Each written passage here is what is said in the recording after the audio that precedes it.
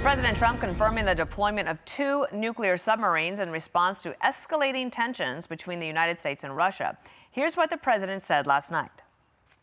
On Russia, Mr. President, can you say, have those nuclear submarines been deployed yet to face Russia? I've already put out a statement, and the answer is they are in the region, yeah, where they have to be. General Jack Keane is joining us now. General, I was looking forward to hearing from you all weekend as this was developing to find out what you think about all of this.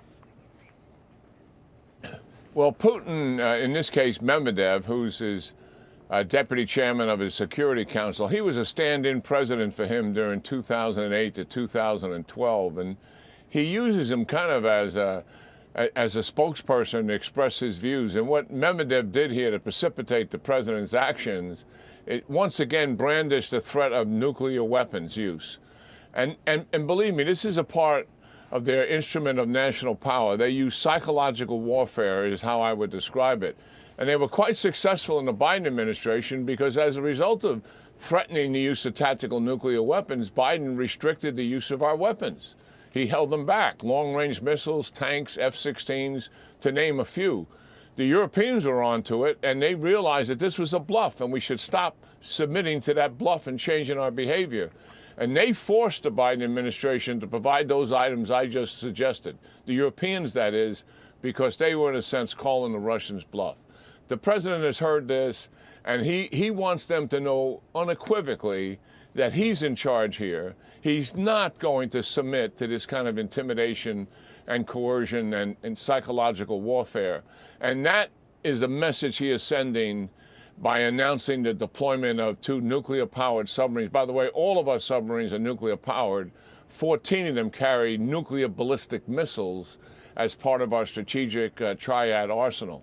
So yes, this is much as it's about messaging more than anything else, Dana and Martha, and it's by the president.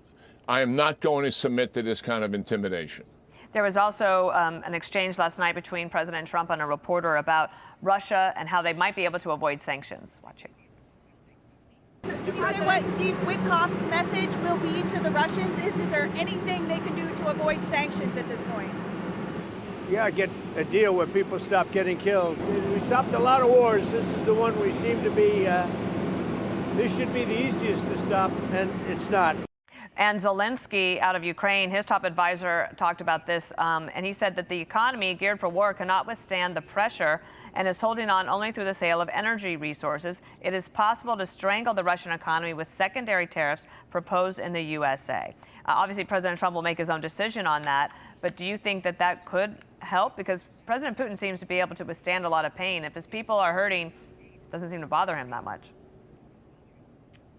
Yeah, well, certainly he's always been able to work around sanctions. He's not all that intimidated about them.